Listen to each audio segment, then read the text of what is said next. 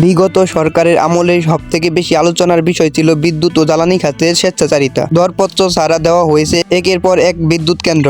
এক পর্যায়ে দেশে বিদ্যুৎ উৎপাদন ক্ষমতা গিয়ে দাঁড়ায় প্রায় ২৭,৭৯১ মেগাওয়াটে, কিন্তু চাহিদা সর্বসাকুল্যে ১৬,০০০ মেগাওয়াটের কম। তারপরও ঠেকানো যায়নি লোডশেডিং।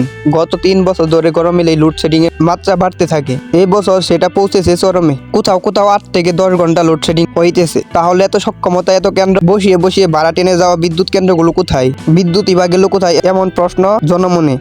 বিদ্যুৎ উন্নয়ন বোর্ডের তথ্য বলছে, দেশে দিনে গড়ে ১৬,৫০০ মেগাওয়াট বিদ্যুতের চাহিদার বিপরীতে উৎপাদন সক্ষমতা প্রায় ২৭,০০০ মেগাওয়াট। কিন্তু প্রতিদিন গড়ে ১৪,০০০ থেকে ১৫,০০০ মেগাওয়াট বিদ্যুৎ উৎপাদন হচ্ছে। এতে প্রতিদিন লোডশেডিং হচ্ছে প্রায় ১,৫০০ মেগাওয়াটের মতো। আরো জানা গেছে, তরলীকৃত প্রাকৃতিক গ্যাস সরবরাহের সামিটের মালিকানাধীন একটি টার্মিনাল মে মাস থেকে এতে গ্যাসের সরবরাহ কমেছে, যার ফলে গ্যাস ভিত্তিক বিদ্যুৎ কেন্দ্র থেকে ১,০০০ মেগাওয়াট উৎপাদন কমেছে। অন্যদিকে বিল বকেয়া থাকায় আমদানি বাংলাদেশে বিদ্যুৎ সরবরাহ কমিয়েছে ৫০০ মেগাওয়াট। বেসরকারি খাতে থাকা তেল চালিত বিদ্যুৎ কেন্দ্রগুলোতেও বকেয়ার অঙ্ক বেশ বড়। তারাও সর্বোচ্চ উৎপাদনে যেতে পারছে না। এমন পরিস্থিতিতে লোডশেডিং হচ্ছে।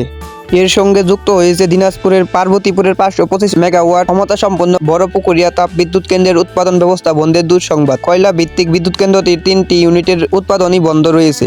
সেই হিসেবে ঘাটতি পড়েছে ২,০০০ মেগাওয়াটের মতো। তাই লোডশেডিং পরিস্থিতি আরও অবনতি হবার আশঙ্কা করা হচ্ছে।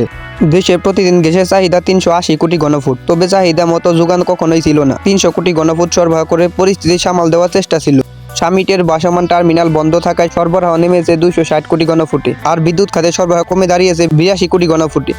এমন পরিস্থিতিতে গ্যাস ভিত্তিক বিদ্যুৎ কেন্দ্র থেকে উৎপাদন দাঁড়িয়েছে ৫,০০০ মেগাওয়াট, যেখানে আড়াই মাস আগেও এখান থেকে উৎপাদন ছিল দৈনিক ৬,০০০ মেগাওয়াট। বিদ্যুৎ উন্নয়ন বোর্ডের উৎপাদন সদস্য খন্দকার মোকাম্মেল জানিয়েছেন, গ্যাসের সরবরাহ কমেছে, বকেয়া বিলের চাপ থাকায় বিদ্যুৎ উৎপাদন কমেছে, বকেয়া পরিশোধের ব্যবস্থা নিচ্ছে সরকার। আশা করা যায় পরিস্থিতি দ্রুতই স্বাভাবিক হবে।